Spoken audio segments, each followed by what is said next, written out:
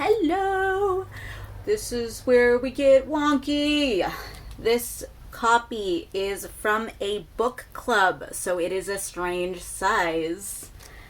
As opposed to this one. So they're like not even the same size. And then on top of that, my volume 6 is a different size too, and they don't match. It's only slightly upsetting. It's just silly. We are starting on volume 4, which the U.S. is in the U.S. was entitled The Inhuman Condition. Of course, I like all the hands. But that one's actually the second story. The first story that we're starting out with is The Inhuman Condition. And also, I don't know if anyone else does this, but I always take the paper off of my hardbacks so that way the paper doesn't flap about. So sorry, we're not going to be able to look at the nice artwork. It's kind of a cool spine.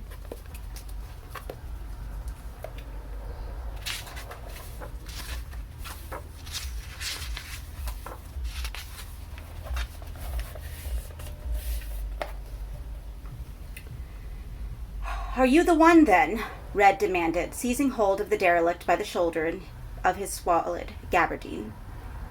What one do you mean? The dirt-caked face replied. He was scanning the quartet of young men who cornered him with rodent's eyes. The tunnel where they'd found him relieving himself was far from hope of help. They all knew it, and so, it seemed, did he. I don't know what you're talking about. You've been showing yourself to children, Red said. The man shook his head, a dribble of spittle running from his lip into the matted bush of his beard. I've done nothing, he insisted. Brendan sauntered across to the man, heavy footsteps, hollow in the tunnel. What's your name? He inquired, with deceptive courtesy. Though he lacked Red's height and commanding manner, the scar that inscribed Brendan's cheek from temple to jawline suggested he knew suffering, both in the giving and the receiving. Name, he demanded. I'm not going to ask you again. Pope, the old man muttered. Mr. Pope. Brendan grinned. Mr. Pope? He said. Well, we heard you've been exposing that rancid little prick of yours to innocent children. What do you say to that? No, Pope replied, again shaking his head. That's not true. I've never done anything like that. When he frowned, the filth on his face cracked like crazy paving, a second skin of grime which was the accrual of many months. Had it not been for the fragrance of alcohol off him, which obscured the worst of his bodily stench, it would have been nigh impossible to stand within a yard of him. The man was human refuse, a shame to his species. Why bother with him, Carney said. He stinks. Red glanced over his shoulder to silence the interruption. At 17, Carney was the youngest, and in the quartet's unspoken hierarchy, scarcely deserving of an opinion. Recognizing his error, he shut up, leaving Red to return his attention to the vagrant. He pushed Pope back against the wall of the tunnel. The old man expelled a cry as he struck the concrete. It echoed back and forth. Carney, knowing from past experience how the scene would go from there, moved away and studied a gilded cloud of gnats on the edge of the tunnel. Though he enjoyed being with Red and the other two, the camaraderie, the petty larceny, the drinking, this particular game had never been much to his taste. He couldn't see the sport in finding some drunken wreck of a man like Pope and beating what little sense was left in his deranged head out of him. It made Carney feel dirty, and he wanted no part of it. Red pulled Pope off the wall and spat a stream of abuse into the man's face, then, when he failed to get an adequate response, threw him back against the tunnel a second time, more forcibly than the first, following through by taking the breathless man by both lapels and shaking him until he rattled. Pope threw a panicky glance up and down the track. A railway had once run along this route through Highgate and Finsbury Park. The track was long gone, however, and the site was public parkland, popular with early morning joggers and late evening lovers. Now, in the middle of the clammy afternoon, the track was deserted in both directions. Hey, said Catso, don't break his bottles. Right, said Brendan. We should dig out the drink before we break his head. At the mention of being robbed of his liquor, Pope began to struggle, but his thrashing only served to enrage his captor.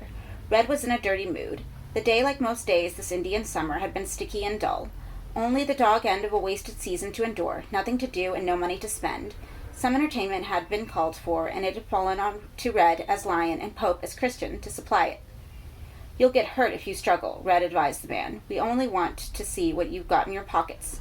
None of your business, Pope retorted, and for a moment he spoke as a man who had once been used to being obeyed. The outburst made Carney turn from the gnats and gaze at Pope's emaciated face. Nameless degeneracies had drained it of dignity or vigor, but something remained there, glimmering beneath the dirt. What had the man been, Carney wondered? A banker, perhaps? A judge, now lost to the law forever? Catso had now stepped into the fray to search Pope's clothes, while Red held his prisoner against the tunnel wall by the throat. Pope fought off Catso's unwelcome attentions as best he could, his arms flailing like windmills, his eyes getting progressively wilder. "Don't fight," Carney willed him. "It'll be worse for you if you do." But the old man seemed to be on the verge of panic. He was letting out small grunts of protest that were more animal than human. "Somebody hold his arms," Catso said, ducking beneath Pope's attack. Brendan grabbed hold of Pope's wrists and stretched the man's arms up above his head to facilitate an easier search. Even now, with any hope of release dashed, Pope continued to squirm. He managed to land a solid kick to Red's left shin, for which he received a blow in return. Blood broke from his nose and ran down into his mouth. There was more color where that came from, Carney knew. He'd seen pictures of plenty of spilled people, bright, gleaming coils of guts, yellow flat and purple lungs. All that brilliance was locked up in the gray sack of Pope's body. Why such a thought should occur to Carney wasn't certain. It distressed him, and he tried to turn his attention back to the gnats, but Pope demanded his attention, loosing a cry of anguish as Catso ripped open one of his several waistcoats to get to the lower levels. "Bastards!" Pope screeched, not seeming to care that his insults would inevitably earn him further blows. "Take your shitting hands off me, or I'll have you dead, all of you!" Red's fist brought an end to the threats, and blood came running after blood. Pope spat it back at his tormentor. "Don't tempt me," Pope said, his voice dropping to a murmur. "I warn you." "You smell like a dead dog," Brendan said. "Is that what you are, a dead dog?" Pope didn't grant him a reply. His eyes were on Catso, who was systematically emptying the coat and waistcoat pockets and tossing a pathetic collection of keepsakes into the dust on the tunnel floor. "Carney," Red snapped, "look through the stuff, will you? See if there's anything worth having." Carney stared at the plastic trinkets and the soiled ribbons, at the tattered sheets of paper, was the man a poet? And at the wine bottle corks. "It's all trash," she said. "Look anyway," Red instructed. "Could be money wrapped up in that stuff." Carney made no move to comply. "Look, damn you!" Reluctantly, Carney went down to his haunches and proceeded to sift through the mound of rubbish Catso was still depositing in the dirt. He could see at a glance there was nothing of value there, though perhaps some of the items, the battered photographs, the all but indecipherable notes, might offer some clue to the man Pope had been before drink and incipient lunacy had driven the memories away. Curious as he was, Carney wished to respect Pope's privacy. It was all the man had left. "There's nothing here," he announced after a cursory examination. But Catso hadn't finished his search. The deeper he dug, the more layers of filthy clothing presented themselves to his eager hands. Pope had more pockets than a master magician. Carney glanced up from the forlorn heap of belongings and found, to his discomfort, that Pope's eyes were on him. The old man, exhausted and beaten, had given up his protest. He looked pitiful. Carney opened his hands to signify that he had taken nothing from the heap. Pope, by way of reply, offered a tiny nod. "Got it!" Catso yelled triumphantly. "Got the fucker!" and pulled a bottle of vodka from one of the pockets. Pope was either too feeble to notice that his alcohol supply had been snatched or too tired to care. Whichever way, he made no sound of complaint as the liquor was stolen from him. "Any more?" Brendan wanted to know. He'd begun to giggle, a high-pitched laugh that signaled his escalating excitement. "Maybe the dogs got more where that came from," he said, letting Pope's hands fall and pushing Catso aside.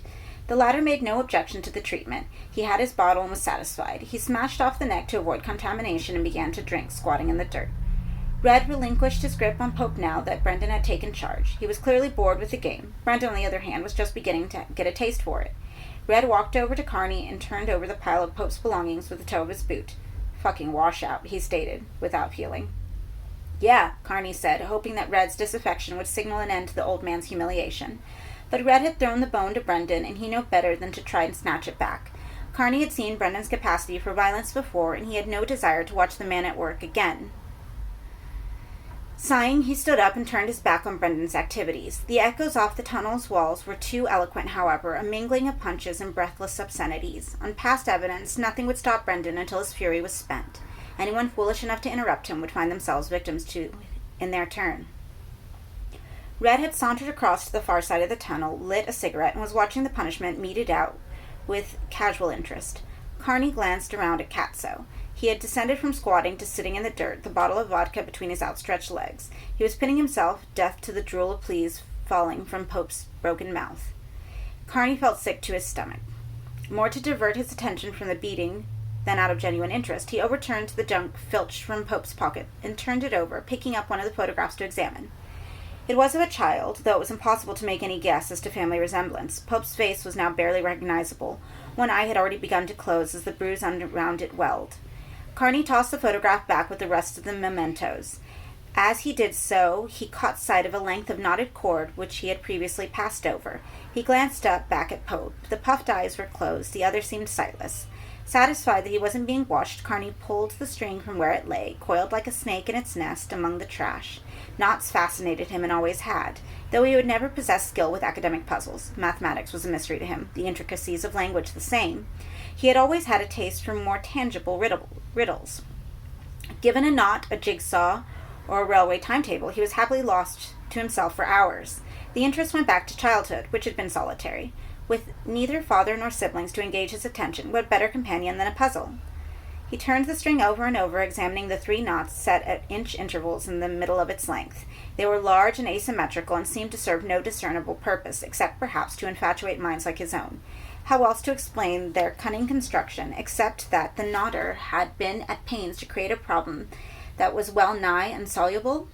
He let his fingers play over the surfaces of the knots, instinctively seeking some latitude, but they had been so brilliantly contrived that no needle, however fine, would have been pushed between the intersected strands.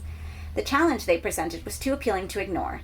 Again he glanced up at the old man. Brendan had apparently tired of his labors. As Carney looked on, he threw the old man against the tunnel wall and let the body sink to the ground. Once there, he let it lie. An unmistakable sewer stench rose from it. "That was good," Brendan pronounced like a man who had stepped away from an invigorating shower. The exercise had raised a sheen of sweat from his ruddy features. He was smiling ear to ear. "Give me some of that vodka, Katso."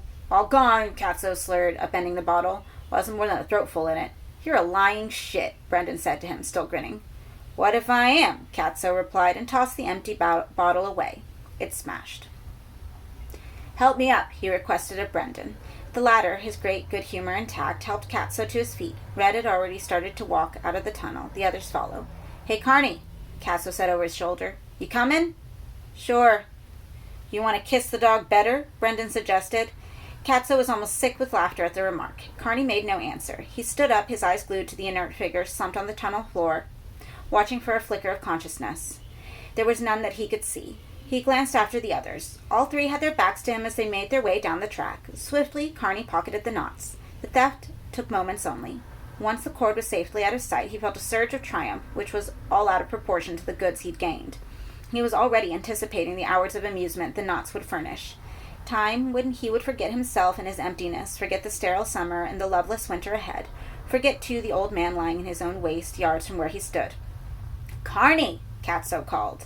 Carney turned his back on Pope and began to walk away from the body and the attendant litter of belongings. A few paces from the edge of the tunnel, the old man behind him began to mutter in his delirium. The words were incomprehensible, but by some acoustic trick the walls of the tunnel multiplied the sound. Pope's voice was thrown back and forth and back again, filling the tunnel with whispers. It wasn't until much later that night, when he was sitting alone in his bedroom with his mother weeping in her sleep next door, that Carney had the opportunity to study the knots at leisure. He had said nothing to Red or the others about his stealing the cord. The theft was so minor they would have mocked him for mentioning it. And besides, the knots offered him a personal challenge, one which he would face and conceivably fail in private. After some debate with himself, he elected the knot he would first attempt and began to work at it. Almost immediately, he lost all sense of time passing. The problem engrossed him utterly. Hours of blissful frustration passed unnoticed as he analyzed the tangle, looking for some clues as to a hidden system in the knotting. He could find none. The configurations, if they had some rationale, were behind him. All he could do was hope to tackle the problem by trial and error. Dawn was threatening to bring the world to light again when he finally relinquished the cord to snatch a few hours of sleep, and in a night's work he had merely managed to loosen a tiny fraction of the knot. Over the next 4 days, the problem became an idée fixe, a hermetic obsession to which he would return at any available opportunity, picking at the knot with fingers that were increasingly numb to use. The puzzle enthralled him as little in his adult life ever had. Working at the knot, he was deaf and blind to the outside world. Sitting in his lamp-lit room by night or in park by day, he could almost feel himself drawn into its snarled heart, its His consciousness focused so minutely it would go where light could not. But despite his persistence, the unraveling proved a slow business. Unlike most knots he had encountered, which, once loosened in part, conceded the entire solution, this structure was so adroitly designed that prizing one element loose only served to constrict and tighten another. The trick he began to grasp was to work all the sides of the knot at an equal rate, loosening one part a fraction, then moving around to loosen another to an equal degree, and so on. This systematic rotation, though tedious, gradually showed results. He saw nothing of Red, Brendan, or Katso in this time. Their silence suggested that they had mourned his absence as little as he mourned theirs. He was surprised, therefore, when Katso turned up looking for him on Friday evening. He had come with a proposal. He and Brendan found a house ripe for robbery and wanted Carney as lookout man. He had fulfilled the role twice in the past. Both had been small breaking and entering jobs like this, which on the first occasion had netted a number of salable items of jewelry, and on the second several £100 in cash. This time, however, the job was to be done without Red's involvement. He was increasingly taking up with Annalisa, and she, according to Katso, had made him swear off petty theft and save his talents for something more ambitious. Carney sensed that Katso, and Brendan too, most likely, were itching to prove his criminal proficiency without Red. The house they had chosen was an easy target, so Katso claimed, and Carney would be a damn fool to let a chance with such easy pickings pass by. He nodded along with Katso's enthusiasm, his mind on other pickings. When Katso finally finished his spiel, Carney agreed to the job, not for the money, but because saying yes would get him back to the knot soonest. Much later that evening, at Katso's suggestion, they met to look at the site of the proposed job. The location certainly suggested an easy take. Carney had often walked over the bridge that carried Hornsey Lane across the Archway Road, but he had never noticed the steep footpath, part steps, part track, that ran from the side of the bridge down to the road below. Its entrance was narrow and easily overlooked, and its meandering length was lit by only one lamp, which light was obscured by trees growing in the gardens that backed onto the pathway. It was these gardens, their back fences easily scaled or wrenched down, that offered such perfect access to the houses. A thief using the secluded footpath might come and go with impunity, unseen by travelers on either road above or that below. All the setup required was a lookout on the pathway to warn of the occasional pedestrian who might use the footpath. This would be Carney's duty. The following night was a thief's joy. Cool, but not too cold. Cloudy, but without rain. They met on Highgate Hill at the gates of the Church of the Passionist Fathers, and from there made their way down to the Archway Road. Approaching the pathway from the top end would, Brendan had argued, attract more attention. Police patrols were more common on Hornsey Lane, in part because the bridge was irresistible to local depressives. For the committed suicide, the venue had distinct advantages, its chief appeal being that the 80-foot drop didn't kill you. The juggernauts hurtling south on the Archway Road certainly would. Brendan was on another high tonight, pleased to be leading the others instead of taking second place to Red. His talk was an excitable babble, mostly about women. Carney let Katso have pride of place beside Brendan and hung back a few paces, his hand in his jacket pocket where the knots were waiting. In the last few hours, fatigued by so many sleepless nights, the cord had begun to play tricks on Carney's eyes. On occasion, it had even seemed to move in his hand as though it were working itself loose from the inside. Even now, as they approached the pathway, he would seem to feel it shift against his palm. "Hey, man! Look at that!" Katso was pointing up the pathway. Its full length was in darkness. "Someone killed the lamp." "Keep your voice down," Brendan had told him, and led the way up the path. It was not in total darkness. A vestige of illumination was thrown up from the Archway Road, but filtered as it was through a dense mass of shrubbery, the path was still virtually benighted. Carney could scarcely see his hands in front of his face, but the darkness would presumably dissuade all but the most sure-footed of pedestrians from using the path. When they climbed a little more than halfway up, Brendan brought the tiny party to a halt. "This is the house," he announced. "Are you sure?" Katso said. "I counted the gardens. This is the one." The fence that bounded in the bottom of the garden was in an advanced state of disrepair. It took only a brief manhandling from Brendan, the sound masked by the roar of late-night juggernaut on the tarmac below, to afford them easy access.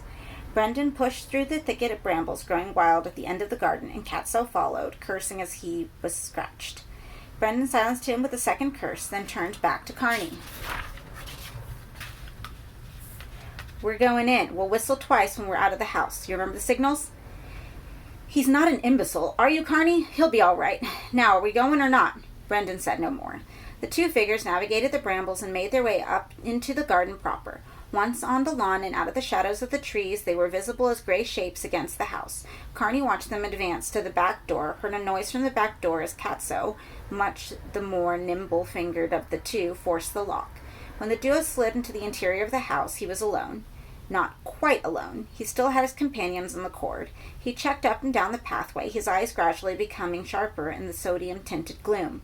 There were no pedestrians. Satisfied, he pulled the knots from his pockets. His hands were ghosts in front of him. He could hardly see the knots at all, but almost without his conscious intention guiding him, his fingers began to take up their investigation afresh, and odd though it seemed, he made more impression on the problem in a few seconds of blind manipulation than he had in many of the hours preceding. Robbed of his eyes, he went purely on instinct, and it worked wonders.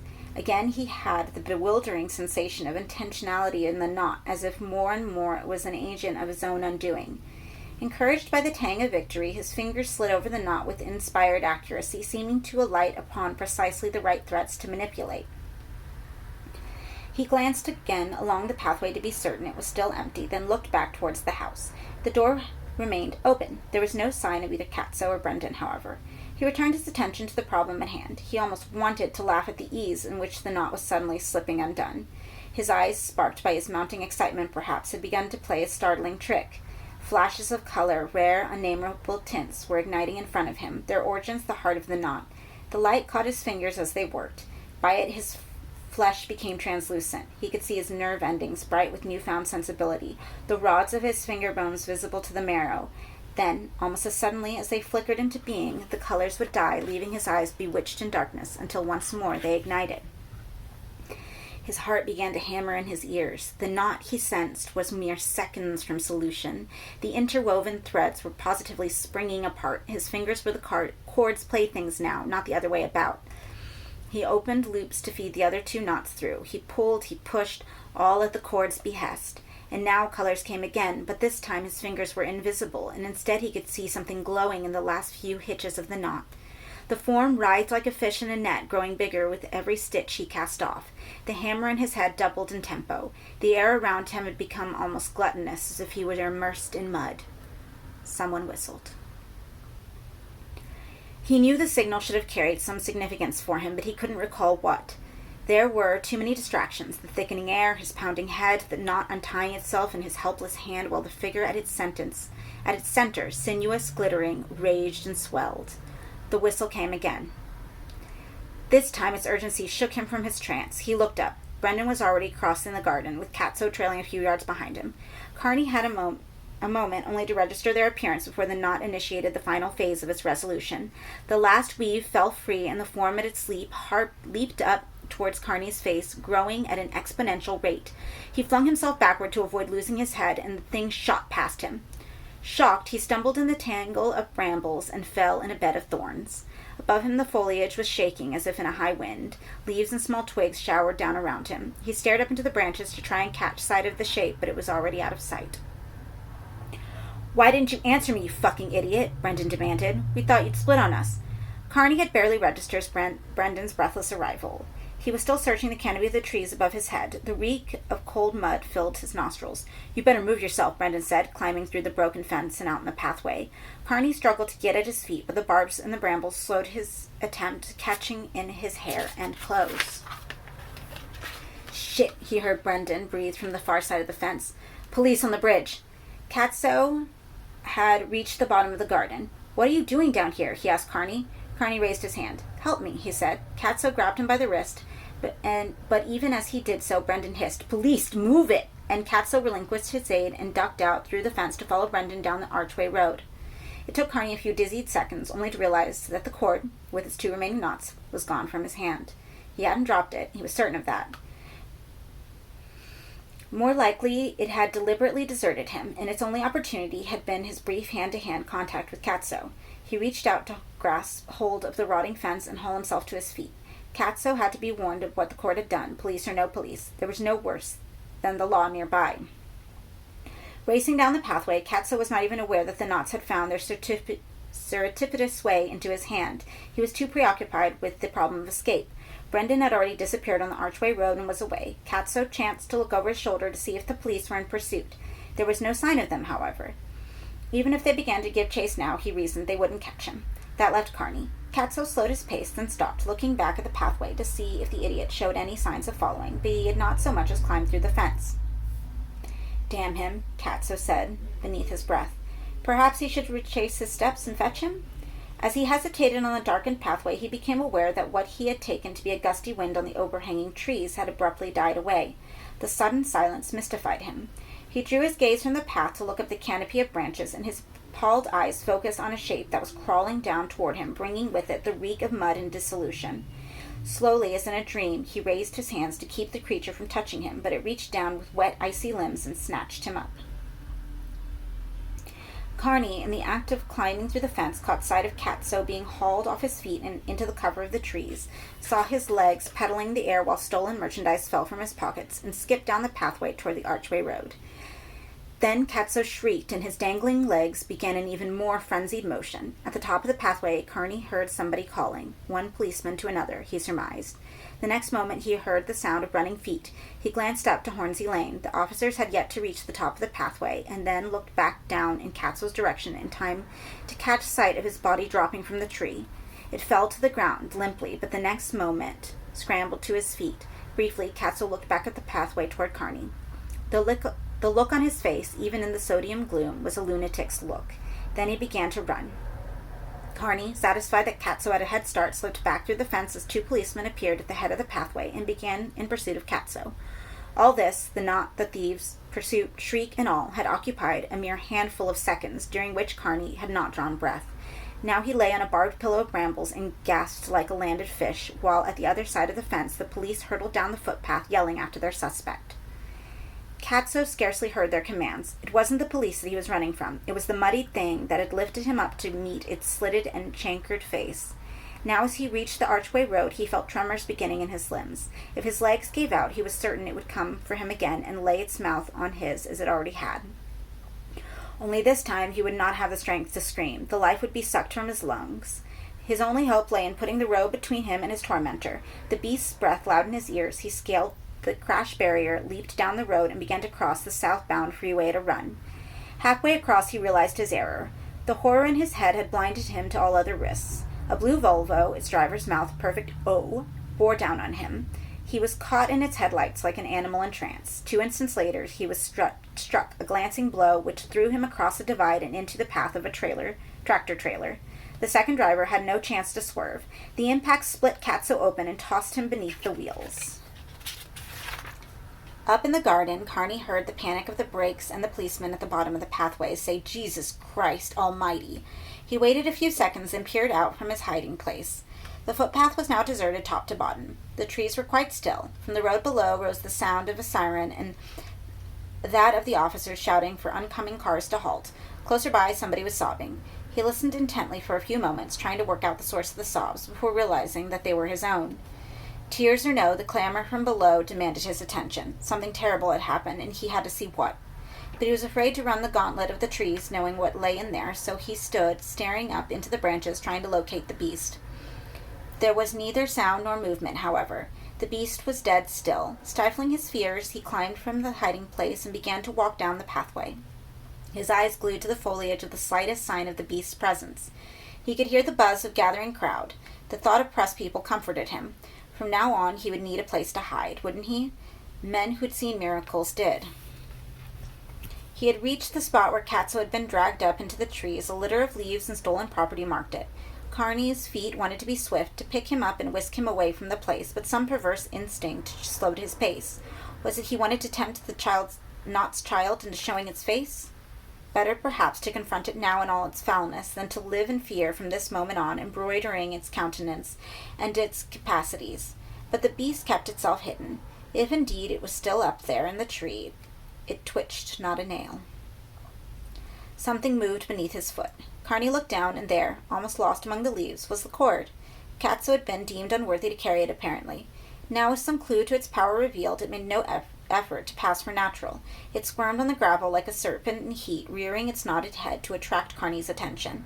He wanted to ignore its cavorting, but he couldn't. He knew that if he didn't pick up the knots, somebody else would, given time, a victim like himself, of an urge to solve enigmas. Where could such innocence lead except to another escape, perhaps more terrible than the first? No, it was best that he took the knots. At least he was alive to their potential, and so, in part, armored against it. He bent down, and as he did so, the string fairly leaped into his hands, wrapping himself around his fingers so tightly he almost cried out. "Bastard," he said. The string coiled itself around his hand, weaving its length between his fingers in an ecstasy of welcome. He raised his hand to watch his performance better. His concern for the events of the Archway Road had suddenly almost miraculously evaporated. What did such petty concerns matter? It was only life and death. Better to make his getaway now while he could. Above his head a branch shook. He unglued his eyes from the knots and squinted up into the tree. With the cord restored to him, his trepidation, like his fears, had evaporated. "Show yourself," he said. "I'm not like Catso. I'm not afraid. I want to know what you are." From its camouflage of leaves, the waiting beast leaned down towards Carney and exhaled a single, chilly breath. It smelled of the river of low tide, of vegetation gone to rot. Carney was about to ask it what it was again when he realized that the exhalation was the beast's reply. All it could speak of its condition was contained in that bitter and rancid breath. As replies went, it was not lacking in eloquence. Distressed by the images it awoke, Carney backed away from the spot. Wounded, sluggish forms moved behind his eyes, engulfed in a sludge of filth. A few feet from the tree, the spell of the breath broke, and Carney drank the polluted air from the road as though it were clean as the world's morning. He turned his back on the agonies he had sensed, thrust his string-woven hand into his pocket, and began up the pathway. Behind him the trees were quite still again. Several dozen spectators had gathered on the bridge to watch the proceedings below. Their presence had, in turn, piqued the curiosity of drivers making their way along Hornsey Lane, some of whom had parked their vehicles and gotten out to join the throng. The scene beneath the bridge seemed too remote to wake any feelings in Carney. He stood among the chattering crowd and gazed down quite dispassionately. He recognized Catso's corpse from his clothes. Little else remained of his sometime companion. In a while he knew he would have to mourn, but at present he could feel nothing. After all, Catso was dead, wasn't he? His pain and confusion were at an end. Carney sensed he would be wiser to save his tears for those whose agonies were only just beginning. And again the knots. At home he tried to put them away, but after the events of the evening they had taken a fresh glamour. The knots-bound beast. How and why he didn't know, nor, curiously, did he much care at the moment. All his life had accepted that the world was rich with mysteries a mind of his limited grasp had no hope of understanding. That was the only genuine lesson his schooldays had taught, that he was ignorant. This new imponderable was just another way to tag onto a long list. Only one rationale really occurred to him, and that was that somehow Pope had arranged his stealing of the knots in the full knowledge that the loosened beast would revenge itself on the old man's tormentors, and it wasn't to be until Catso's cremation 6 days later that Carney was to get some confirmation of that theory. In the interim, he kept his fears to himself, reasoning that the less he said about the night's events, the less harm he could do him. Talk lent the fantastic credibility. It gave weight to phenomena which he hoped, if left to themselves, would become too frail to survive. When the following day the police came to the house on a routine questioning of Catso's friends, he claimed to know nothing of the circumstances surrounding the death. Brendan had done the same. As if there were seemingly had been no witnesses to offer contrary testimony, Carney was not questioned again. Instead, he was left to his thoughts and the knots. Once he saw Brendan. He had expected recriminations. Brendan's belief was that Catso had been running from the police when he was killed, and it had been Carney's lack of concentration that had failed to alert them to the law's proximity. But Brendan made no accusations. He had taken the burden of guilt onto himself with a willingness that almost smacked of appetite. He spoke only of his own failure, not of Carney's. The apparent arbitrariness of Catso's demise had uncovered an unexpected tenderness in Brendan, and Carney ached to tell him the whole incredible story from beginning to end.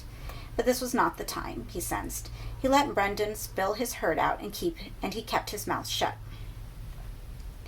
And still, the knots. Sometimes he would wake in the middle of the night and feel the cord moving beneath his pillow. Its presence was comforting, its eagerness was not, waking as it did a similar eagerness in him. He wanted to touch the remaining knots and examine the puzzles they offered, but he knew that to do so was tempting capitulation, to his own fascination, to their hunger for release. When such temptation arose, he forced himself to remember the pathway and the beast in the trees, to awake again the harrowing thoughts that had come with the beast's breath. Then, by degrees, remembered distress would cancel present curiosity, and he would leave the cord where it lay. Out of sight, though seldom out of mind, dangerous as he knew the knots to be, he couldn't bring himself to burn them. As long as he possessed that modest length of cord, he was unique. To relinquish it would be to return to his hitherto nondescript condition. He was not willing to do that, even though he suspected that his daily and intimate association with the cord was systematically weakening his ability to resist its seduction.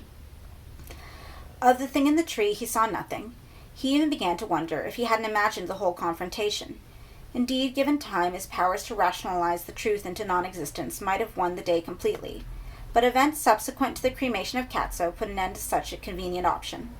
Carney had gone to the service alone, and despite the presence of Brendan, Red, and Annalisa, he left alone. He had little wish to speak with any of the mourners. Whatever words he might have once have had to frame the events were becoming more difficult to reinvent as time passed.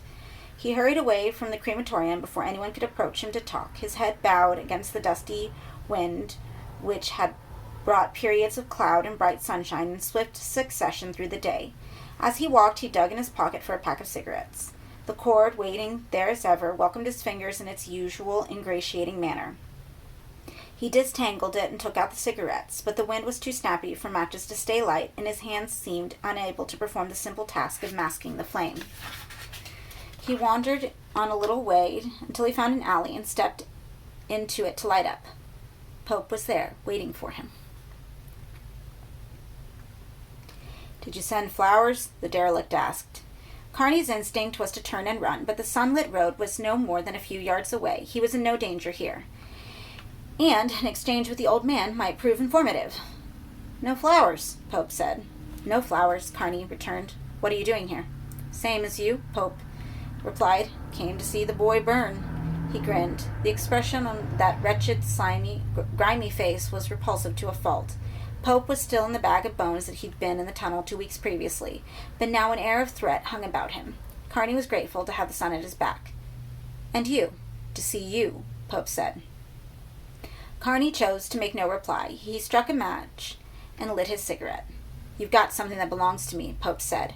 Carney volunteered no guilt. "I want my knots back, boy, before you do some real damage." "I don't know what you're talking about," Carney replied. His gaze concentrated unwillingly on Pope's face, drawn into his intricacies. The alleyway with its piled refuse twitched. A cloud had apparently drifted over the sun for Carney's vision, but for the figure of Pope darkened subtly. "It was stupid, boy, to try and steal from me. Not that I was an easy prey. That was my error, and it won't happen again. I get lonely sometimes, you see. I'm sure you understand, and when I'm lonely, I take to drinking." Though mere seconds had apparently passed since Carney had lit a cigarette, it burned down to the filter without his taking a single pull on it. He dropped it, vaguely aware that time as well as space was being pulled out of the true in the tiny passage. "It wasn't me," he muttered, a child's defense in the face of any and every accusation. "Yes, it was," Pope replied with incontestable authority. "Let's not waste breath with fabrication. You stole from me, and your colleague has paid the price. You can't undo the harm you've done, but you can prevent further harm if you return it to me. What's mine. Now." Carney's hand had strayed to his pocket without his quite realizing it. He wanted to get out of this trap before it snapped on him. Giving Pope what was, after all, rightfully his was surely the easiest way to do it. His fingers hesitated, however. Why? Because the Methuselah's eyes were so implacable, perhaps. Because returning the knots into Pope's hands gave him total control over the weapon that had, in effect, killed Katso. But more, even now, with sanity at risk, Carney was loath to give back the only fragment of mystery that had ever come his way. Pope, sensing his disinclination, pressed his cajoling into higher gear. "Don't be afraid of me," he said. "I won't do you any harm unless you push me to it. I would much prefer that we concluded this matter peacefully. More violence, another death even, would only attract attention." "Is this a killer I'm looking at?" Carney thought, so unkempt, so ridiculously feeble, and yet sound contradicted sight. The seed of command Carney had once heard in Pope's voice was now in full flower. "Do you want money?" Pope asked. "Is that it?" Would your pride be best appeased if I offered you something for your troubles? Carney looked incredulously at Pope's shabbiness. Oh, the old man said. I may not look like a moneyed man, but appearances can be deceptive. In fact, that's the rule, not the exception. Take yourself, for instance. You don't look like a dead man, but take it from me, you're good as dead, boy. I promise you death if you continue to defy me. The speech, so measured, so scrupulous, startled Carney, coming as it did from Pope's lips. 2 weeks ago they had caught Pope in his cups, confused and vulnerable, but now, sober, the man spoke like a potentiate, a lunatic king, perhaps going among the hoi polloi as a pauper. King? No, more like priest. Something in the nature of his authority, in his name even, suggested a man whose power had never been rooted in mere politics. Once more, he said, I request you to give me what's mine. He took a step toward Carney. The alleyway was a narrow tunnel pressing down on their heads. If there was sky above them, Pope had blinded it. Give me the knots, he said. His voice was softly reassuring. The darkness had closed in completely. All Carney could see was the man's mouth, his uneven teeth, his gray tongue. Give them to me, thief, or suffer the consequences. Carney? Red's voice came from another world. It was just a few paces away, the voice, sunlight, wind, but for a moment Carney struggled to locate it again. Carney! He dragged his consciousness out from between Pope's teeth and forced his face around to look at the road. Red was there, standing in the sun, Annalise at his side. Her blonde hair shone. What's going on? Leave us alone, Pope said. We've got business, he and I. You've got business with him? Red asked of Carney. Before Carney could reply, Pope said, Tell him, Carney, you want to speak with me alone. Red threw a glance over Carney's shoulder toward the old man. You want to tell me what's going on, he said. Carney's tongue was laboring to find a response, but failing. The sunlight was so far away, every time a cloud shadow passed across the street, he feared the light would be extinguished permanently. His lips worked silently to express his fear. You all right? Red asked. Carney, can you hear me? Carney nodded. The darkness that held him was beginning to lift. Yes, he said. Suddenly, Pope threw himself as Carney, his hands scrabbling desperately for his pockets. The impact of the attack carried Carney, still in a stupor, back against the wall of the alleyway. He fell sideways against a pile of crates. They and he toppled over, and Pope, his grip on Carney too fierce to be dislodged, fell too. All the preceding calm, the gallows humor, the circumspect threats had evaporated. He was again the idiot derelict, spouting insanities. Carney felt the man's hands tearing at his clothes and raking his skin in his bid for the knots. The words he was shouting into Carney's face were no longer comprehensible. Red stepped into the alley and attempted to drag the old man by coat or hair or beard, whichever handhold presented itself, off his victim. It was easier said than done. The assault had all the fury of a fit, but Red's superior strength won out. Spitting nonsense, Pope was pulled to his feet. Red held on to him as if he were a mad dog. Get up, he told Carney. Get out of his reach. Carney staggered to his feet among the tinder crates. In the scant seconds of his attack, Pope had done considerable damage. Carney was bleeding in 6 places. His clothes had been savaged. His shirt ripped beyond repair. Tentatively, he put his hand to his raked face. The scratches were raised like ritual scars.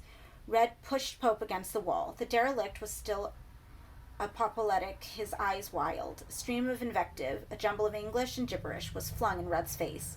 Without pausing in his tirade, Pope made another attempt to attack Carney, but this time Red's handhold prevented the claws from making contact. Red hauled Pope out of the alley and into the road. Your lip's bleeding, Annalisa said, looking at Carney with plain disgust. Carney could taste the blood, salty and hot. He put the back of his hand to his mouth. It came away scarlet. Good thing we came after you, she said. Yeah, he returned, not looking at the woman. He was ashamed of the showing he'd made in the face of the vagrant, and knew she must be laughing at his inability to defend himself. Her family were villains to a man, her father a folk hero among thieves. Red came back in front of the street. Pope had gone. What was that all about? He demanded to know, taking comb from his jacket pocket and rearranging his hair. Nothing, Carney replied. Don't give me shit, Red said. He claims you stole something from him. Is that right? Carney glanced across to Annalisa. Before her presence, he might have been willing to tell Red everything there and then. She returned his glance and seemed to read his thoughts. Shrugging, she moved out of earshot, kicking through the demolished crates as she went. He's got in all for us all, Red, Carney said. What are you talking about? Carney looked down at his bloody hand. Even with Annalisa out of the way, the words to explain what he suspected were slow in coming. "Catso," he began. "What about it?" "He was running, Red." Behind him, Annalisa expelled an irritated sigh. This was taking longer than she had temper for. "Red," she said, "we'll be late." "Wait a minute," Red told her sharply, and turned his attention back to Carney. "What do you mean about Catso?" "The old man's not what he seems. He's not a vagrant." "Oh? What is he?" A note of sarcasm had crept back into Red's voice, for Annalisa's benefit, no doubt. The girl had tired of desecration and wandered back to join Red. "What is he, Carney?" Carney shook his head.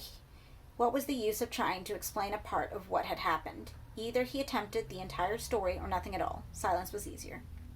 "It doesn't matter," he said flatly. Red gave him a puzzled look. Then, when there was no clarification forthcoming, he said, "If you got something to tell me about Catso, Carney, I'd like to hear it. You know where I live." "Sure," said Carney. "I mean it," Red said, "about talking." "Thanks. Catso was a good mate, you know. Bit of a piss artist, but we've all had our moments, eh? He shouldn't have died, Carney. It was wrong." "Red." "She's calling you." Annalisa had wandered out into the street. "She's always calling me. I'll see you around, Carney." "Yeah." Red patted Carney's stinging cheek and followed Annalisa out into the sun.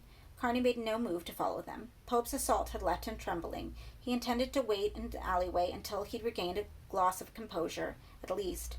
Seeking reassurance of the knots, he put his hand in his jacket pocket. It was empty. He checked his other pocket. They too were empty, and yet he was certain that the old man's grasp had failed to get near the cord. Perhaps he had slipped out of hiding during the struggle. Carney began to scour the alley, and when the first search failed, followed with the second and third. By that time, he knew the operation was lost. Pope had succeeded after all. By stealth or by chance, he had regained the knots. With startling clarity, Carney remembered standing on Suicide's Leap, looking down on the archway road, Catso's body sprawled below at the center of a network of lights and vehicles. He felt so removed from the tragedy, viewing it all with the involvement of a passing bird. Now suddenly he was shot from the sky. He was on the ground and wounded, waiting hopelessly for the terrors to come. He tasted blood from his split lip and wondered, wishing the thought would vanish even as it formed, if Catso had died immediately or if he too had tasted blood as he'd lain there on the tarmac looking up at the people on the bridge who had yet to learn how close death was. He returned home via the most populated route he could plan. Though his exposed his disreputable state to the stares of matrons and policemen alike, he preferred their disapproval to chancing the empty streets away from the major thoroughfares. Once home, he bathed his scratches and put on a fresh set of clothes, then sat in front of the television for a while to allow his limbs to stop shaking. It was late afternoon, and the programs were all children's fare. A tone of queasy optimism infected every channel. He watched the banalities with his eyes, but not with his mind, using the respite to try and find the words to describe all that had happened to him. The imperative was now to warn Red and Brendan. With Pope in control of the knots, he could only be a matter of time before some beast, worse perhaps than the thing in the trees, came looking for them all. Then it would be too late for explanations. He knew the other two would be contemptuous, but he could sweat to convince them, however ridiculous he ended up looking in the process. Perhaps his tears and his panic would move them the way his impoverished vocabulary never could. About 5:05, before his mother returned home from work, he slipped out of the house and went to find Brendan.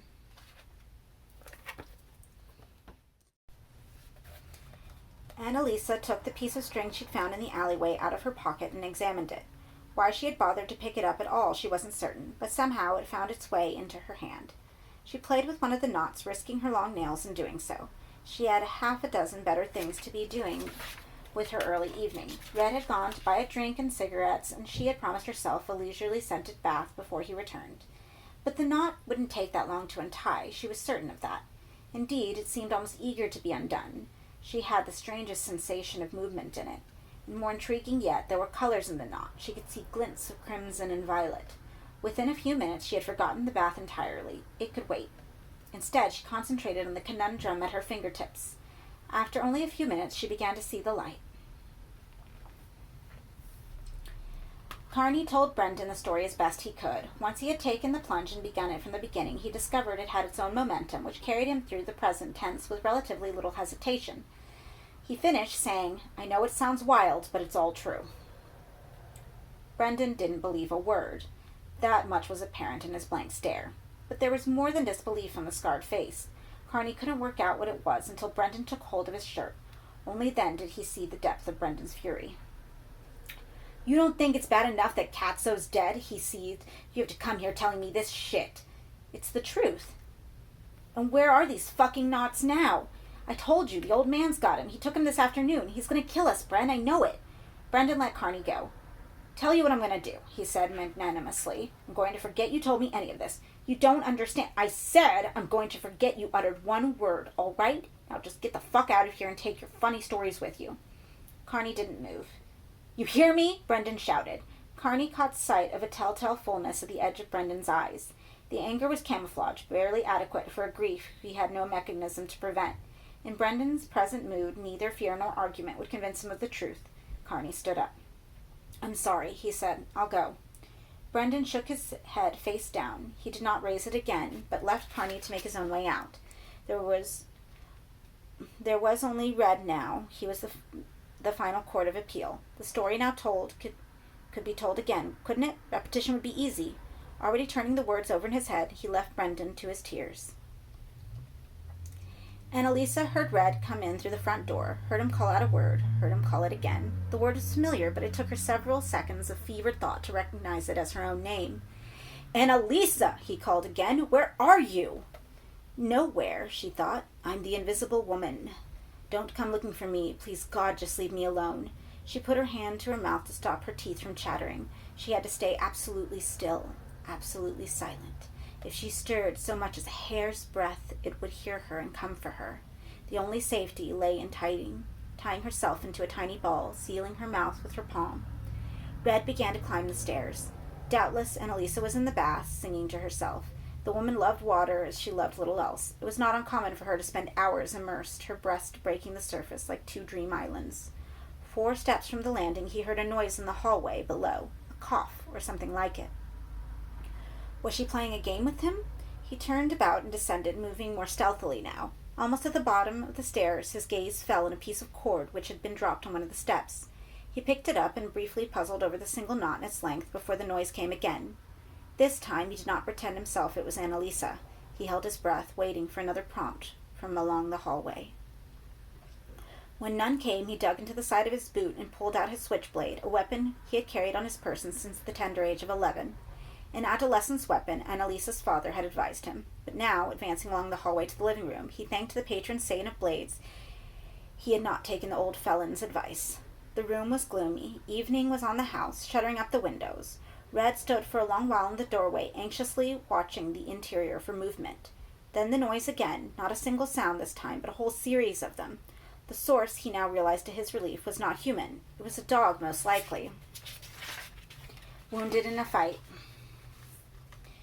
Nor was the sound coming from the room in front of him, but it was the kitchen beyond. His courage bolstered by the fact that the intruder was merely an animal, he reached for the light switch and flipped it on. The helter-skelter of events he initiated in doing so occurred in a breathless sequence that occupied no more than a dozen seconds, yet he lived each one in the minutest detail. In the first second, as the light came on, he saw something move across the kitchen floor. In the next, he was walking toward it, knife still in hand. The third brought the animal, alerted to his planned aggression, out of hiding. It ran to meet him, blur of glistening flesh. Its sudden proximity was overpowering, its size, the heat from its steaming body, its vast mouth expelling a breath like rot. Red took the 4th and 5th seconds to avoid its first lunge, but on the 6th it found him. Its raw arms snatched at his body. He slashed out with his knife and opened a wound in it, but it closed in and took him in a lethal embrace. More through accident than intention, the switchblade plunged into its flesh and liquid heat splashed into Red's face. He scarcely noticed. His last 3 seconds were upon him. The weapon, slick with blood, slid from his grasp, and was left embedded in the beast. Unarmed, he attempted to squirm from its clasp. But before he could slide out of harm's way, the great unfinished head was pressing toward him, the maw a tunnel, and sucked one solid breath from his lungs. It was the only breath Red possessed. His brain, deprived of oxygen through a fireworks display in celebration of his imminent departure, Roman candles, star shells, Catherine wheels. The pyrotechnics were all too brief, too soon, the darkness. Upstairs, Annalisa listened to the chaos of sound and tried to piece it together, but she could not. Whatever had happened, however, it had landed in silence. Red did not come looking for her, but then neither did the beast. Perhaps she thought they had killed each other. The simplicity of this solution pleased her. She waited in her room until hunger and boredom got the better of trepidation and went downstairs. Red was lying where the Cord's second offspring had dropped him, his eyes wide open to watch the fireworks. The beast itself squatted in the far corner of the room, the ruin of a thing. Seeing it, she backed away from Red's body toward the door. It made no attempt to move toward her, but simply followed her with deep-set eyes, its breathing coarse, its few movements sluggish. She would go find her father, she decided, and fled the house, leaving the door ajar. It was still ajar half an hour later when Carney arrived. Though he had fully intended to go straight into Red's home after leaving Brendan, his courage had faltered. Instead, he had wandered without conscious planning to the bridge over the Archway Road. He stood there for a long space, watching the traffic below and drinking from the half bottle of vodka he had bought on Holloway Road. The purchase had cleared him of cash, but the spirits on his empty stomach had been potent and clarified his thinking. They would all die, he concluded. Maybe the fault was his for stealing the cord in the first place. More probably, Pope would have punished them anyway for their crimes against his person. The best they could now hope, he might hope, was a smidgen of comprehension. That would almost be enough, his spirit-slurred brain decided, just to die a little less ignorant of mysteries than he'd been bored. Red would understand. Now he stood on the step and called the man's name. There came no answering shout. The vodka in his system made him impudent, and calling for Red again, he stepped into the house. The hallway was in darkness, but a light burned in one of the far rooms, and he made his way toward it. The atmosphere in the house was sultry, like the interior of a greenhouse. It became warmer still in the living room, where Red was losing body heat to the air. Carney stared down at him long enough to register that he was holding the cord in his left hand, and that the only one knot remained in it. Perhaps Pope had been here, and for some reason left the knots behind. However it had come about, their presence in Red's hand offered a chance in life. This time, he swore, as he approached the body, he would destroy the cord once and for all, burn it, and scatter the ashes to the four winds. He stooped to remove it from Red's grip.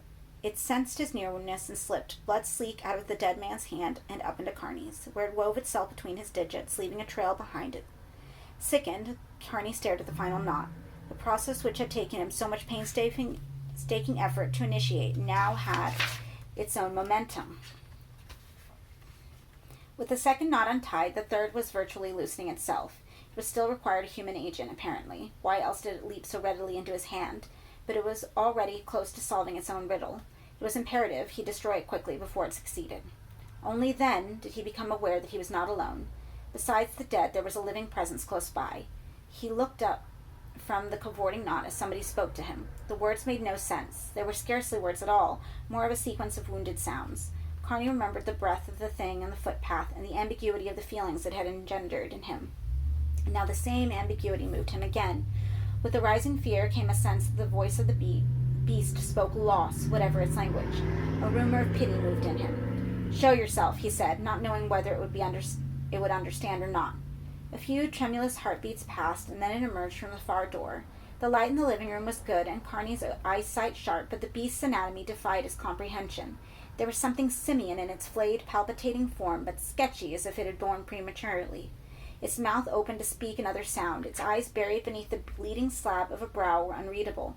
It began to shamble out of its hiding place across the room toward him, each drooping step it took tempting his cowardice. When it reached Red's corpse, it stopped, raised one of its ragged limbs, and indicated a place in the crook of its neck. Carney saw the knife, Red's, he guessed. Was it attempting to justify the killing, he wondered? "What are you?" he asked it, the same question. It shook its heavy head back and forth. A long, low moan issued from its mouth. Then suddenly it raised its arm and pointed directly at Carney. In doing so, it let life fall fully on its face, and Carney could make out the eyes beneath the lowering brow, twin gems trapped in the wounded ball of its skull. Their brilliance and their lucidity turned Carney's stomach over, and still it pointed at him. "What do you want?" he asked it. "Tell me what you want."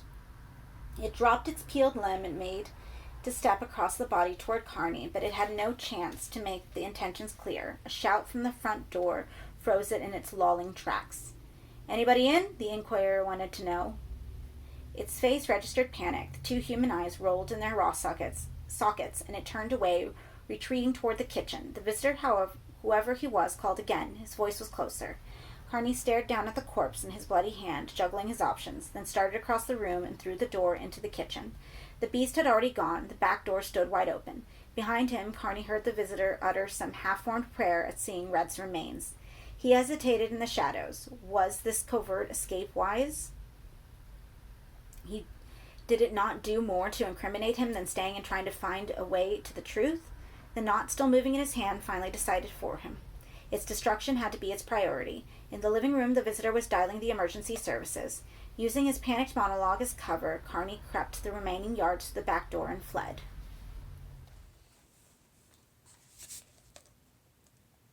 "Somebody's been on the phone for you," his mother called down from the top of the stairs. "He's woken me twice already. I told him I didn't." "I'm sorry, Mom. Who is it?" "Wouldn't say. I told him not to call back." "You tell him if he calls again, I don't want people ringing up at this time of night. Some people have to get up for work in the morning." "Yes, Mom." His mother disappeared from the landing and returned to her solitary bed, the door closed. Carney stood trembling in the hallway below, his hand clenched around the knot in his pocket. It was still moving, turning itself over and over against the confines of his palm, seeking more space, however small, in which to loosen itself. But he was giving it no latitude. He rummaged for the vodka he'd bought earlier in the evening, manipulated the top off the bottle single-handed, and drank. As he took a second, galling mouthful, the telephone rang. He put down the bottle and picked up the receiver. "Hello?" The caller was in a phone booth. The tone sounded, money was deposited, and a voice said, "Carney?" "Yes?" "For Christ's sake, he's going to kill me." "Who is this?" "Brendan." The voice was not like Brendan's at all, too shrill, too fearful. "He'll kill me if you don't come."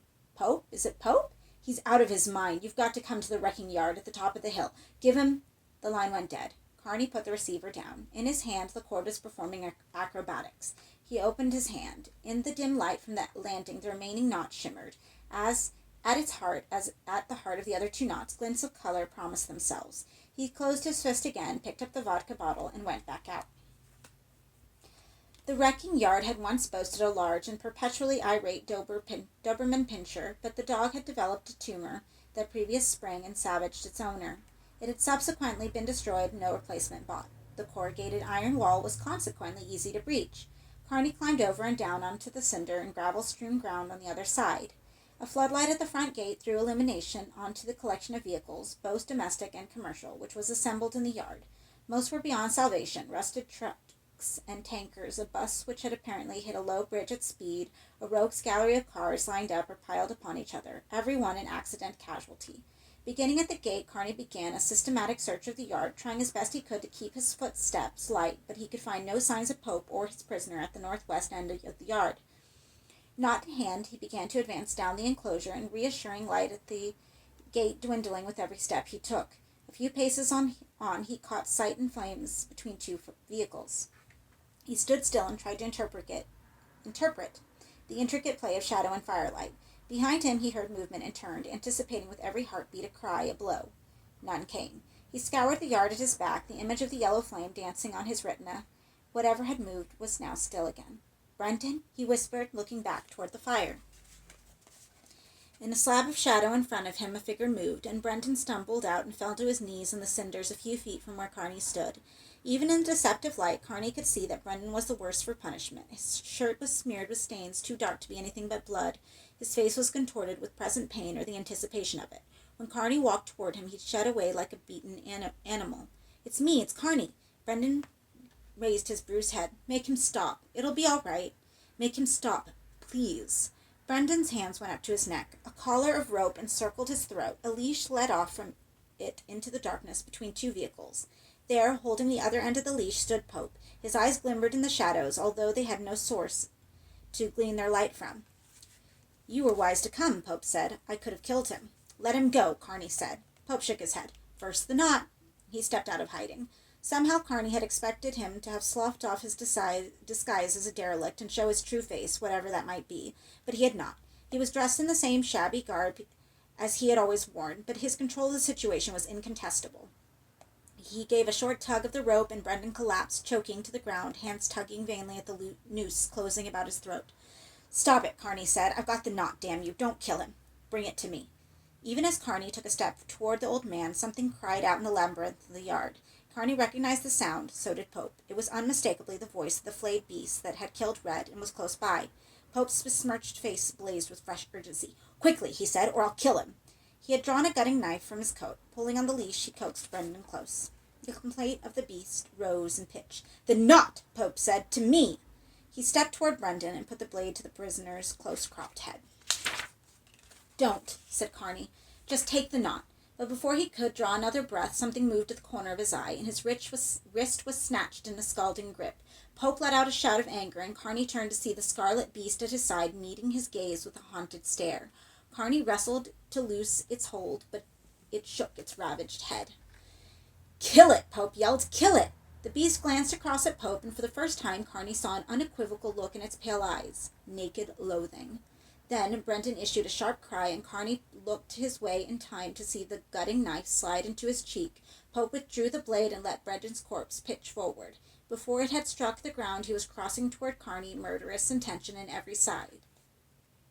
The beast, fear in its throat, released Carney's arm in time for him to sidestep Pope's first thrust. Beast and man divided and ran. Carney's heels slithered in the loose cinders, and for an instant he felt Pope's shadow on him, but slid from the path of the second cut with millimeters to spare. "You can't get out here," Pope boasted as he ran. The old man was so confident of his trap he wasn't even giving chase. "You're on my territory, boy. There's no way out." Carney ducked into hiding between two vehicles and started to weave his way back toward the gate, but somehow he'd lost all sense of orientation. One parade of rusted hulks led to another, so similar to be indistinguishable. Wherever the maze led him, there seemed to be no way out. He could no longer see the lamp at the gate or Pope's fire at the far end of the yard. It was all one hunting ground, and he the prey. And everywhere this dado path led him, Pope's voice followed close as his heartbeat. "Give up the knot, boy," it said. "Give it up, and it won't feed you your eyes." Carney was terrified, but so, he sensed, was Pope. The cord was not an assassination tool, as Carney had always believed. Whatever its rhyme or reason, the old man did not have mastery of it. In that fact lay that slim chance of survival remained. The time had come to untie the final knot, untie it, and take the consequences. Could they be any worse than death at Pope's hands? Carney found an adequate refuge alongside a burnt-out truck, slid down into a squatting position, and opened his fist. Even in darkness, he could feel the knot working to decipher itself. He aided it as best he could. Again, Pope spoke. "Don't do it, boy," he said, pretending humanity. "I know what you're thinking, and believe me, it will be the end of you." Carney's hands seemed to have sprouted thumbs, no longer the equal of the problem. His mind was a gallery of death portraits. Catso on the road, Red on the carpet, Brendan slipping from Pope's grip as the knife slid from his head. He forced the images away, marshalling his beleaguered wits as best he could. Pope had curtailed his monologue. Now the only sound in the yard was the distant hum of traffic. It came from a world Carney doubted he would see again. He fumbled at the knot like a man in a locked door with a handful of keys, trying one, then the next, and the next, all the while knowing that the night is pressing on his back. "Quickly, quickly," he urged himself, but his former dexterity had utterly deserted him. And then a hiss as the air was sliced, and Pope had found him, his face triumphant as he delivered the killing strike. Carney rolled from his squatting position, but the blade caught his upper arm, opening a wound that ran from shoulder to elbow. The pain made him quick, and the second strike struck the cab of the truck's winning sparks, not blood. Before Pope could stab again, Carney was dodging away, blood pulsing from his arm. The old man gave chase, but Carney was fleeter. He ducked behind one of the coaches, and as Pope panted after him, slipped into hiding beneath the vehicle. Pope ran past as Carney bit back a sob of pain. The wound he had sustained effectively incapacitated his left hand. Drawing his arm into his body to minimize the stress on his slashed muscle, he tried to finish the wretched work he had begun at the knot, using his teeth in place of a second hand. Splashes of white light were appearing in front of him. Unconscious was not too far distant. He breathed deeply and regularly through his nostrils as his fevered fingers pulled at the knot. He could no longer see, nor could scarcely feel the cord in his hand. He was working blind as he had on the footpath, and now, as then, his instincts began to work for him. The knot started to dance at his lips, eager for release. It was a mere moments from solution. In his devotion, he failed to see the arm reach for him until he was being hauled out of his sanctuary and was staring up into the Pope's shining eyes. "No more games," the old man said, and loosed his hold on Carney to snatch the cord from between his teeth. Carney attempted to move the few tortuous inches to avoid Pope's grasp, but the pain in his arm crippled him. He fell back, letting out a cry on impact. "Out go your eyes," said Pope, and the knife descended. The blinding blow never landed, however. A wounded form emerged from hiding behind the old man and snatched at the tails of his gabardine. Pope regained his balance in moments and spun around. The knife found his antagonist, and Carney opened his pain-blurred eyes to see the flayed beast reeling backward, its cheek slashed open to the bone. Pope followed through to finish the slaughter, but Carney didn't want to watch. He reached up for his purchase on the wreck and hauled himself to his feet, the knot still clenched between his teeth. Behind him, Pope cursed, and Carney knew he had forsaken the kill to follow. Knowing the pursuit was already lost, he staggered out from beneath the vehicles into the open yard. In which direction was the gate? He had no idea. His legs belonged to a comedian, not to him. They were rubber-jointed, useless for everything but pratfalls. 2 steps forward and his knees gave out. The smell of gasoline-soaked cinders came up to meet him. Despairing, he put his good hand up to his mouth. His fingers found a loop of cord. He pulled hard, and miraculously the final hitch of the knot came free. He spat the cord from his mouth as the surging heat roasted his lips. It fell to the ground, its final seal broken, and from its core the last of his prisoners materialized. It appeared on the cinders like a sickly infant, its limbs vestigial, its bald head vastly too big for its withered body, the flesh of which was pale to the point of translucence. It flapped its pallied arm in a vain attempt to right itself as Pope stepped toward it, eager to slit its defenseless throat. Whatever Carney had hoped from the third knot, it hadn't been this scrag of life. It revolted him. And then it spoke. Its voice was no mewling infant's, but that of a grown man, albeit spoken from a babe's mouth. To me it called, "Quickly!" As Pope reached down to murder the child, the air of the yard filled with the stench of mud, and the shadows disgorged a spiny, low-bellied thing which slid across the ground toward him. Pope stepped back as the creature, as unfinished in its reptilian way as its simian brother, closed on the strange infant. Carney fully expected it to devour the morsel, but the pallid child raised its arms in welcome as the beast from the first knot curled about it. As it did so, the second beast showed its ghastly face, moaning its pleasure.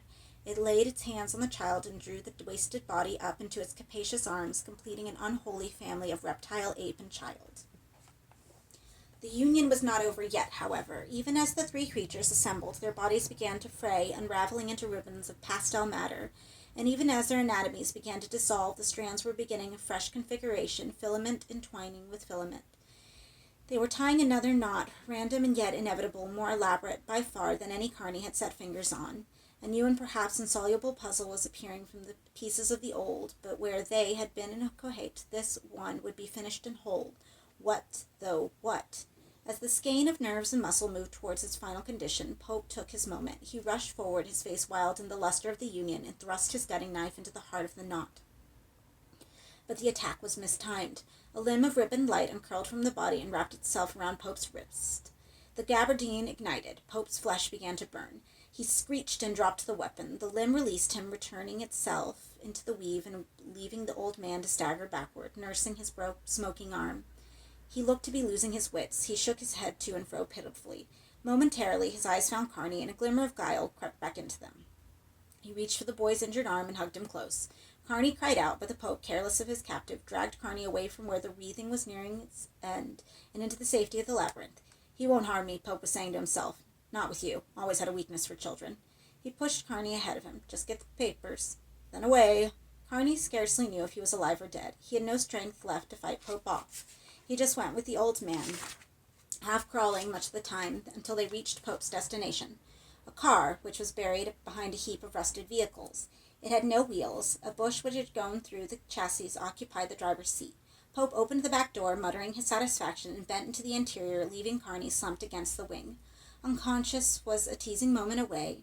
Carney longed for it, but Pope had use for him yet. Retrieving a small book from its niche beneath the passenger seat, Pope whispered, "Now we must go. We've got business." Carney groaned as he was pressed forward. "Close your mouth," Pope said, embracing him. "My brother has ears." "Brother?" Carney murmured, trying to make sense of what Pope had let slip. "Spellbound," said Pope. "Until you." "Beast," Carney muttered, the mingled images of reptiles and apes assailing him. "Human," Pope replied. "Evolution's the knot, boy." "Human?" Carney said, and as the syllables left him, his aching eyes caught sight of a gleaming form on the car at his tormentor's back. Yes, it was human, still wet from its rebirth, its body running with inherited wounds, but triumphantly human. Pope saw the recognition in Carney's eyes. He seized hold of him and was about to use the limp body as a shield when his brother intervened. The rediscovered man reached down from the height of the roof and caught hold of Pope by its narrow neck. The old man shrieked and tore himself loose, darting away across the cinders, but the other gave howling chase, pursuing him out of Carney's range. From a long way off, Carney heard Pope's last plea as his brother overtook him, and then the words curved up into a scream Carney hoped never to hear the equal of again. After that, silence. The sibling did not return, for which, curiosity notwithstanding, Carney was grateful. When, several minutes later, he mustered sufficient energy to make his way out of the yard, the light burned at the gate again, a beacon to the perplexed. He found Pope lying face down at the gravel. Even if he had possessed the strength, which he did not, a small fortune could not have persuaded Carney to turn the body over, enough to see how the dead man's hands had dug into the ground of his torment, and how the bright coils of innards, once so neatly looped in his abdomen, spilled out from beneath him. The book Pope had been at such pains to retrieve lay at his side. Carney stooped, head spinning, to pick it up. It was, he felt, small recompense for the night of terrors he had endured.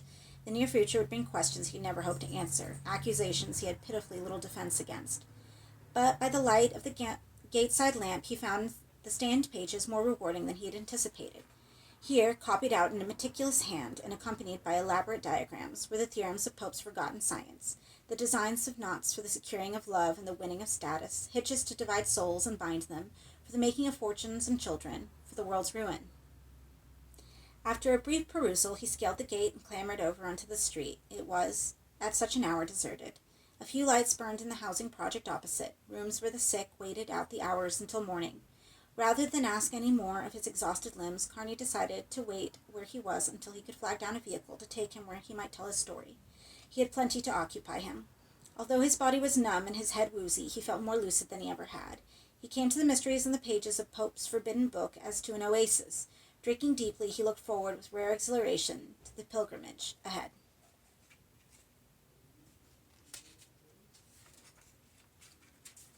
And that is The Inhuman Condition. I like that one a lot too. And especially with today's technology, it would be very, very fun to see that one in film format, TV format even. And next week we have The Body Politic, which is a fun one too. Thank you for reading with me, and I will see you next week.